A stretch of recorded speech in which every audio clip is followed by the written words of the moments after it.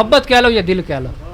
ٹھیک ہے نا. بس ان تین باتوں میں للہیت، اللہ کی رضا اور سنت نبی صلی اللہ علیہ وسلم اور آپ کے شیخ کی صحبت، ان تینوں باتوں کو محبت سے اپنائیں، ٹھیک ہے نا. یہ اس سلسلے کی بنیاد ہے. اور اس سلسلے کی جو شرائط مقاصد تو آپ کے سامنے ہی ہے، جو دیگر شرائط ہیں وہ آپ کے سامنے بیان کرتا چلوں کہ جو اس سلسلے میں بیعت کرنے کی جو شرائط ہیں، جو ٹرمز اینڈ کنڈیشنز ہیں، تاکہ جن سے بعض لوگ واقف ہیں اور بعض ناواقف ہیں،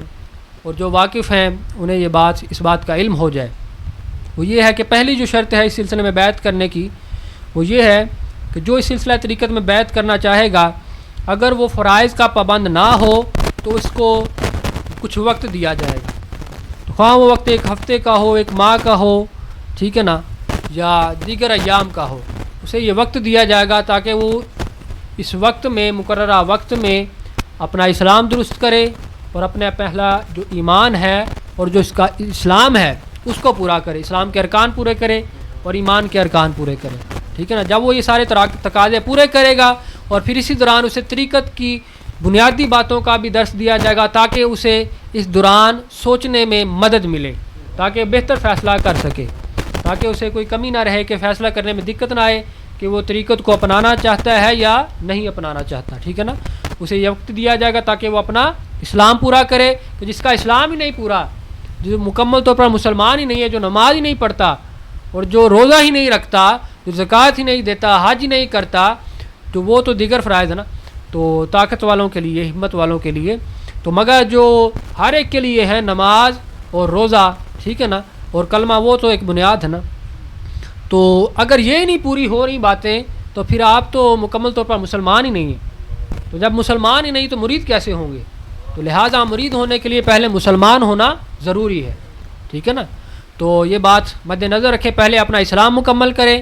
تو پھر جب اسلام مکمل ہو جائے پھر اس سلسلہ طریقت میں بیعت کریں. یہ ہے پہلی شرط. اس کے بنا پر، اس کے علاوہ آپ مرید نہیں کیا جائے گا اور نہ ہی بیعت لی جائے گی. اور جو دوسری شرط ہے وہ یہ ہے کہ جب وہ بندہ اپنا اسلام پورا کر لے تو پھر اس کو طریقت کے جو 7 مقاصد اور مراحل ہیں ان کے بارے میں آگاہ کیا جائے گا، اور ان کے بارے میں جو تعریف اور مکمل تفصیل ہے وہ بتائی جائے گی کہ آیا وہ کوئی ان مقاصد میں سے کس مقصد کے تحت بیعت کرنا چاہتا ہے، ٹھیک ہے نا. اور جو پہلا مقصد ہے اخلاق و آداب کا حصول،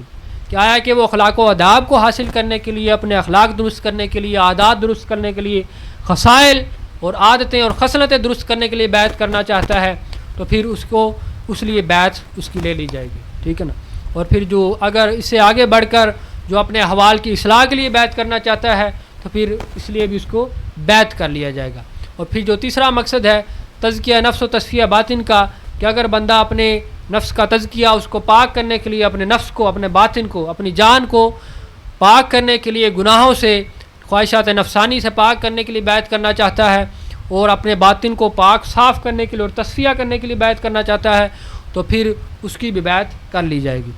اور پھر آگے کہ وہ آیا کہ اللہ اور اس کے رسول کی اطاعت کے لیے بیعت کرنا چاہتا ہے تو پھر اس لیے بھی اس کی بیعت کی جائے گی، ٹھیک ہے نا. اور پھر اس سے آگے جو مقصد ہے کہ آیا کہ وہ اللہ اور اس کے رسول کی محبت کے لیے بیعت کرنا چاہتا ہے کہ اسے اللہ اور اس کے رسول کی محبت حاصل ہو، تو پھر اسی لیے بھی اس کے لیے بھی اس کی بیعت لی جائے گی اور کر لی جائے گی، قبول ہوگی. اور پھر اس سے آگے جو ہے اللہ کی رضا، کہ آیا کہ وہ اللہ کی رضا حاصل کرنے کے لیے بیعت کرنا چاہتا ہے تو پھر بھی اس کی بیعت کر لی جائے گی. تو آگے آیا کہ وہ اللہ کی معرفت حاصل کرنے کے لیے بیعت کرنا چاہتا ہے تو پھر بھی اس کی بیعت لی جائے گی، ٹھیک ہے نا. تو یہ تھے مقاصد حاصل کرنے کے لیے کرنا چاہتا ہے یا اصلاح احوال کی دیگر آگے. اور پھر جو تیسری کنڈیشن ہے کہ جو سالک ہونا چاہتا ہے، مرید ہونا چاہتا ہے، اس پر یہ لازم ہوگا کہ اس سے یہ عہد لیا جائے گا. کس بات کا عہد؟ وہ اس بات پر بیعت بھی کی جائے گی کہ جہاں شریعت اور طریقت کی بات آئے گی وہاں وہ اپنی جان، اپنی اولاد، اپنا مال اور اپنے اعزائے کرام کو ترجیح نہ دے. یہ سب سے بڑی رکاوٹیں ہیں طریقت کو اپنانے میں. نہ ہمیں یہ دین کا ہونے دیتی ہے، نہ وہ طریقت کا ہونے دیتی ہے. سب سے پہلے ہماری جان ہے، دوسرے نمبر میں ہماری اولاد ہے جنہ کر کے اسی جھوٹ سچ بھی بول جانے ہیں، ڈاکو چور بھی لوٹ لینے ہیں. اور تیسرا ہے مال، جو آقا نے فرمایا کہ میری امت کا فتنہ ہے. اور پھر آگے ہے اعزائے اقارب کی محبت، دیگر باتیں جو ہے محبتیں دنیا داری. اسے یہ بیعت اس پر کی جائے گی اور یہ عہد لیا جائے گا کہ بھائی آپ سے بیعت تب کی جائے گی کہ جہاں شریعت اور طریقت کی بات آئے گی آپ ان سب کو رد کریں گے اور شریعت اور طریقت کو ترجیح دیں گے۔ اگر شریعت کی بات آئے یا طریقت کی بات آئے تو اگر آپ کو اپنی جان بھی دینی پڑے تو آپ بے درے گا اپنی جان بھی۔ یہ ہے طریقت کا اصل مقصد۔ اسی تو ویلے ہمیں کیا پتا، تو کی پتا ہے اسلام کیسے آیا، اہیں تو ویلے روٹی پکی پکائی سانو لب گئی، ٹھیک ہے نا، ہمیں نہیں پتا، اس لیے تو کافر طاقتیں پکڑ رہے ہیں، جذبہ جہاد ہم سے نکل چکا، اہیں تو ویلے بیٹھے بس نعرے بازی کر دی۔ اور ہم بہرحال ہم یہ ایک الگ سے ایک ٹاپک ہے کہ جو تلوار سے طاقت رکھتا ہے یا ہاتھ سے طاقت رکھتا ہے یا زبان سے یا اپنا ہاتھ سے اور جو دل سے، یہ ایک الگ سے ٹاپک ہے۔ لیکن شریعت اور طریقت کا جو ہم نے یہ سلسلہ اپنا طریقت کا اس کا آغاز کیا یاد کی، تو اس میں یہ عہد لیا جائے گا کہ بھائی جہاں یہ باتیں آئیں گی تو نے اپنی جان کو، اولاد کو، مال کو، عائزہ کار کو ترجیح بالکل نہیں دے، اور ہم سے آپ کو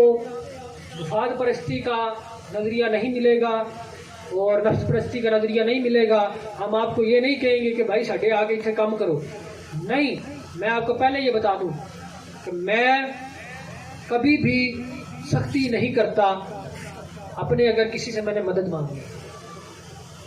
کسی سے میں نے اگر کوئی مدد مانگنی ہو، خواہ کو میری اپنی ذات کے بارے میں ہو، کوئی مال کے بارے میں ہو یا کوئی زمین کے بارے میں ہو، اگر کسی سے میں مدد مانگتا ہوں نا، اگر وہ نہیں کرتا تو میں اسے کوئی نہیں برا کہہ سکتا، میں تو دعائیں کر سکتا ہوں نا، مدد مانگی نہیں کی تو اللہ اس کا بھلا کرے۔ لیکن اگر مرید ہو کہ اس نے یہ عمل سر انجام دیا، پھر بھی میں کنٹرول کرتا ہوں کہ یہ ایک نفس کی بات آ جاتی ہے نا، کہ جیسے جنگ بدر میں مولا علی کرم اللہ وجہہ الکریم ایک کافر کو مارنے لگے تو اس نے آپ پر تھوک پھینک دیا، آپ نے اسے قتل نہ کیا، بس قتل نہ کیا اور پیچھے ہٹ گئے۔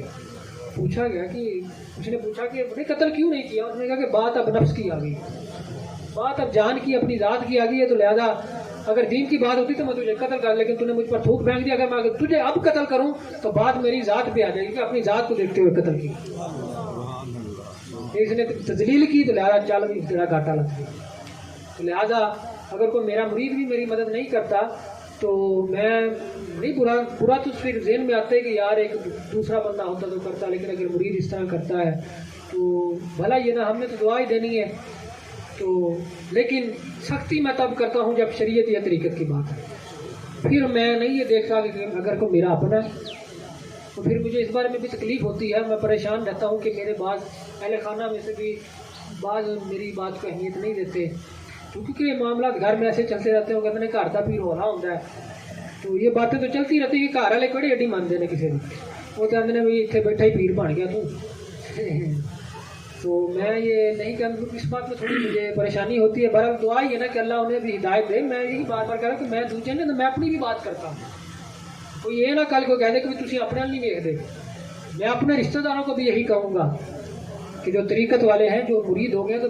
برائے مہربانی کو طریقت کا اصل مقصد اپنا لیں، ٹھیک ہے نا۔ ہم بس اس لیے ہو گئے ہیں، اور بعض یہ ایک رواج ایسا بھی ہے کہ کچھ لوگ اس لیے بھی بیعت نہیں ہوتے کہ ہمیں اپنا اس بندے کے آگے جھکنا پڑے گا، یہ بھی ایک بات ہے، اس بندے کے آگے جھکنا پڑے گا تو لہذا ہمارے سامنے آگے آتا جاتا، ہمارے سامنے معاملات کرتا، ہمارا اس سے لین دین ہوتا، سارے معاملات ہم رشتے دار کہہ لیں یا ہمسایوں میں کہہ لیں، تو اس لیے بھی نہیں کرتے کہ بھائی ہونا چاہیے دے آ کے کیوں گل سنیں گے۔ لہٰذا میں آپ کو یہ بتا دوں، میرا جو مقصد ہے یا میری جو رائے ہے، میں ہمیشہ اپنے مریدین کو بھی یہی تلقین کرتا ہوں کہ اگر آپ کو نصیحت کسی کافر سے بھی ملے تو نصیحت حاصل کریں، اہل طریقت کا یہ شیوا نہیں ہے۔ بہتر بات اگر کسی، کیونکہ ہم نے تو طریقت کو پڑھا ہی نہیں نا، ہم نے تو صرف یہی کہہ دیا نا اب تک نعرے بازی لگا کر جی بس وہ بندہ ہے ہی غلط ہے تو لہٰذا ان کی گل ہی کوئی نہیں سننی۔ اہل طریقت کا یہ شیوا ہرگز نہیں ہے، ہرگز نہیں ہے۔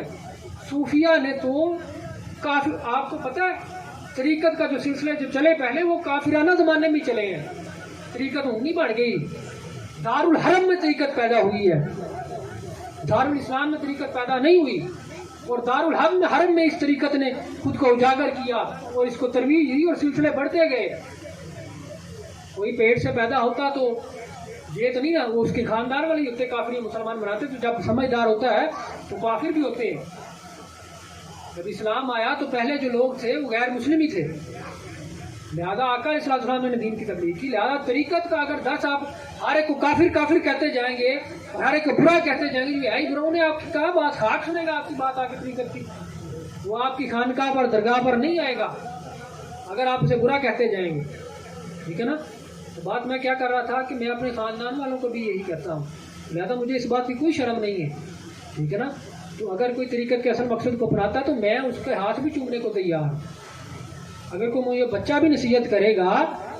تو میں اس کی نصیحت سننے کو تیار ہوں, میں اس کی نصیحت سننے کو تیار ہوں. اور انشاءاللہ تعالیٰ میں یہ دعا کرتا ہوں اور آپ سے بھی یہ گزاری ہے کہ میرے لیے آپ یہ دعا کریں کہ مجھے اللہ اس پر استقامت دے جو میں یہ باتیں کہہ رہا ہوں, شیطان کے بہکاوے میں نہ ہوں اور نفس کے بہکاوے میں نہ ہوں. اور آپ میرے لیے اس بارے میں دعا کریں کیونکہ آپ میرے مسلمان بھائی ہیں. تو میں آپ سے یہ عرض بھی کرتا ہوں اور یہ کہتا بھی ہوں کہ میرے لیے دعا کریں اس بارے میں کہ اللہ مجھے طریقت کا جو اصل مقصد ہے اس کو اپنانے کی توفیق اور ہدایت دیتا رہے اور شیطان اور نفس کے حملوں سے بچاتا رہے. اور اسی طرح جو آغاز کیا اس میں مجھے استقامت دے اور دیگر لوگوں کو اسے سمجھنے اس سے شعور حاصل کرنے کی اللہ طاقت عطا فرمائے اور سمجھ عطا فرمائے اور اسے قبول کریں اور اس سے طریقت کے مقصد کو پالیں اور اللہ کی رضا للہیت کو اپنا لیں. ہمارا مقصد اس خانقاہ کی یہی ہے, للہ, بس فقط اللہ کی رضا, اس کے سوا کچھ نہیں. سونا ہو تو اللہ کی رضا کے لیے, جاگنا ہو تو اللہ کی رضا کے لیے. بس یہ بڑی تفصیلیں آگے. تو آگے جو اس بارے میں ہاں جو تیسری کنڈیشن تھی, چوتھی یہ آخری ہے تو اس کے بعد اجازت. تو جو یہ کنڈیشن میں نے کی کہ اپنی جان مال اور اولاد اس کو ترجیح نہیں دے, جو بھی سلسلے میں آئے گا تو لہٰذا اس سے یہ پہلے عہد لیا جائے گا اور یہ بیعت اس بات کی جائے گی کہ بھائی ان باتوں کو ترجیح نہیں دینی, نہ اپنی جان کو نہ اپنے مال کو نہ اولاد. یہی سب سے بڑے فتنے ہیں. قرآن نے بھی بار بار یہی کہا ہے کہ اولاد سے بچو, یہ فتنہ ہے. تمہاری اولاد گمراہی کی طرف لے کر جاتی ہے. کل کو اولادیں کام نہیں آئیں گی, مال کام نہیں آئے گا. کام آئے گا تو آقا علیہ السلام اور اللہ تبارک و تعالیٰ کی رضا اور محبت کا, شریعت اور طریقت کے تقاضے اور مقاصد ہی کام آئیں گے. ٹھیک ہے نا. یہ اولادیں کام نہیں آنی. آپ لوگ سوچ رہے ہوں گے کہ جی پیر صاحب کا کہڑا یہ بیاہ ہوا تو پتہ لگ جائے گا نا بھی اولاد تیاری کی ہے. تو میں آپ کو سبھی کو بتا دوں کہ جو احوال شادی کے بعد ہوتے ہیں نا وہ مجھ پر اب بھی ذمہ داری آ گئی ہے. وہ معاملات ابھی مجھ پر آ گئے ہیں. وہ گھر کی ذمہ داری ابھی مجھے, آپ لوگوں کو کیا پتا کہ میں اپنے گھر کو کس طرح چلا رہا ہوں, کیا پتا میں بہتر طریقے سے چلا رہا ہوں, کیا پتا میں کمی کجی سے چلا رہا ہوں, کیا پتا میں مالی طاقت زیادہ سے چلا رہا ہوں یا کمی کے ساتھ چلا رہا ہوں. یہ اللہ اس کا رسول بہتر جانتا ہے, یہ میں جانتا ہوں. جو شادی کے بعد احوال ہوتے ہیں وہ ابھی مجھ پر آ گئے ہیں, وہ احوال ابھی سے مجھ پر ہے. تو لہٰذا یہ آپ غلط فہمی نکال دیں گے پیران ہو رہی گیڑا گیا پتہ لگ جائے گا. تو لہٰذا میں آپ سبھی کے سامنے یہ بات, تاکہ سامنے بات ظاہر ہو جانی چاہیے, تاکہ کوئی کمی کجی ذہن میں نہ رہے. نہ ہی میں کمی کجی کو اس بارے میں, طریقت کے بارے میں کوئی کمی کجی قبول نہیں کرنے کے چاہتا اور نہ میں اس حق میں. لہٰذا تو اللہ تبارک و تعالیٰ بعد میں اگر احوال جیسے ہوئے تو میں انشاءاللہ تعالیٰ یہ اللہ سے بھی دعا کرتا ہوں اور اس بارے میں تھوڑا پریشان بھی رہتا ہوں کہ بعد میں اگر شادی ہوگی تو کس طرح کے احوال ہوں گے. میرا جو مقصد ہے اگر وہ گھر والے نہ, کیونکہ گھر والوں کو جو غم ہوتا ہے نا اس سے بڑا غم کوئی نہیں. گھر والوں کا, اولاد کا, اہل خانہ کا غم, میں کہتا ہوں غربت کا غم, مال کا غم, جائیداد کا غم, زمین کا, دیگر دنیاوی غم ہے, لیکن جو گھر والوں کا غم اس سے بڑا غم کوئی. میں دعا کرتا ہوں اللہ یہ گھر والوں کا غم کسی کو نہ دے. باہر والا اگر آپ کی بات نہیں نہ مانتا اس کی تکلیف نہیں ہوتی اتنی, اگر گھر والا آپ کی بات نہ مانے اس کی تکلیف, اس تکلیف سے بڑی کوئی تکلیف ہے ہی نہیں, اس تکلیف سے بڑی کوئی تکلیف ہے ہی نہیں. لہٰذا اس بارے میں تھوڑا پریشان رہتا ہوں کہ بعد میں کیا ہوگا. لہٰذا اللہ تبارک و تعالیٰ سے بھی دعا کروں اور آپ بھی میرے لیے دعا کریں کہ بعد میں مجھے اللہ اس پر استقامت دے اور میں بھٹکوں نہ اور نہ گمراہ ہوں, اور نہ ہی اللہ مجھے گمراہوں میں کرے, نہ بھٹکوں میں کرے, اور نہ شیطان پرستوں میں کرے, اور نہ شیطان نفس پرستوں میں کرے. اللہ مجھے اللہ طریقت والوں میں کرے. تو آخری جو کنڈیشن ہے وہ بات وہ یہ ہے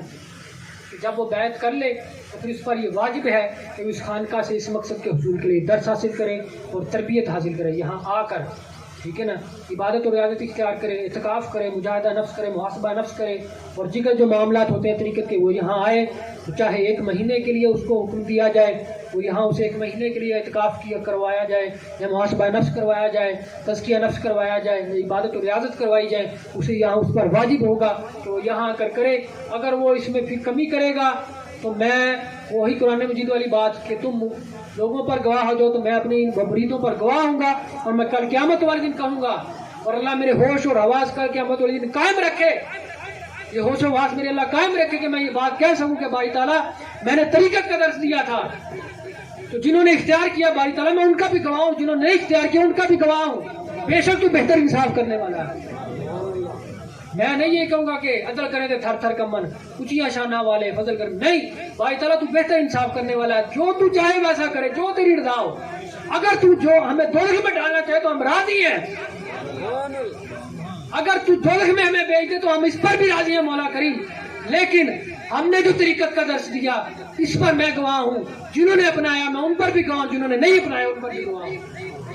اور میرا نبی آخر الزمان خاتم الانبیاء علیہ السلام میری اس بات پر گواہ ہے، اور آج بھی موجود ہے، وہ گواہی دیں گے انشاءاللہ۔ تو میں اس کی کمی کجی برداشت نہیں کروں گا، جس نے مرید نے ڈنڈی ماری 2 نمبری کی بات میں یا کمی کجی کی جی میں ماڑا اولاد بچے نے کام کاج جی دیہڑی دا، میں آپ کو بتا دوں کہ اگر آپ چاہتے ہیں تو آپ بیعت ہی نہ کریں، فرائض واجبات اختیار کریں، اللہ آپ کو جنت عطا کرے گا۔ اگر طریقت میں آ گیا تو نرمی کوئی نہیں ضروری، یہ سلسلہ ظفریہ ہے، اس کی آج سے آغاز کیا جاتا ہے، تو لہذا اس سلسلہ طریقت میں جو نقش بندیہ کی شاخ ہے سلسلہ ظفریہ، اس میں اس طرح کے معاملات ڈنڈی مارنے والے ہیں آج سے ہرگز نہیں اختیار کیے جائیں، خواہ میرا کوئی اولاد ہو، میرے اعزا کارب ہو، میرے رشتہ دار ہوں، میں کسی کو اس بارے میں قبول نہیں کروں گا۔ لہذا جو طریقت کا اصل مقصد اگر انہوں کسی بچے سے بھی ملے گا تو میں اس کے ہاتھ چوموں گا، اگر کسی صرف دیگر سلاسل سے بھی یہ ملے گا تو میں انشاءاللہ جاؤں گا، اور میں نے یہ مقصد اپنایا ہے کہ میں اس بارے میں سفر کروں اور اللہ تبارک و تعالیٰ کی طریقت کی جو درس جہاں سے ملے حاصل کروں۔ تو دعا ہے آپ سے بھی اور اللہ سے بھی کہ مجھے اللہ اس میں مقصد میں کامیاب کرے، اور میرے لیے یہ دعا کیا کریں کیونکہ آپ میرے بھائی ہیں، میں یہ نہیں کہتا میں آپ کو مرید جی تسی بھائی ہیں، میرے مسلمان سبھی بھائی ہیں، میں آپ کو اپنے سے بہتر درجہ دیتا ہوں، آپ میرے بھائی ہیں، مجھ سے بڑے ہیں، لہذا میرے لیے اس بارے میں دعا کریں کہ اللہ مجھے اس پر استقامت دے، تو اللہ آپ سبھی کو بھی ہدایت دے۔ تو یہ سلسلہ طریقت نقش بندیہ کی شاخ ہے سلسلہ ظفریہ، لہٰذا یہ ساری ٹرمز اینڈ کنڈیشن آپ کے سامنے ہے۔ تو انشاءاللہ تعالیٰ ایک آخری بات جو سب سے اہم ہے، آئندہ جو سجادہ نشین گان ہوں گے بعد میں آگے جب اس سلسلے سے چلیں گے تو ان کو بھی میری یہ نصیحت اور میرا اپنا یہ حکم ہوگا انہیں کہ وہ جو اس سلسلہ طریقت کی جو میں نے بنیاد رکھی اس کا آگے چلائیں، اور اس کی جو ٹرمز اینڈ کنڈیشنز ہے اس کو آگے چلائیں، اسی پر بیعت کریں۔ اگر انہوں نے ایسا نہ کیا تو اللہ اس کا رسول بہتر جانتا ہے، تو کل وہی انصاف کرنے والا ہے۔ تو مولا سے میں یہی دعا کروں گا کہ بھائی تعالیٰ جو بعد میں سجادہ نشین گان جو بھی آئے ان کو اس مقصد میں کامیاب فرما، اور جو میری نصیحت اور پھر ان پر میری یہ نصیحت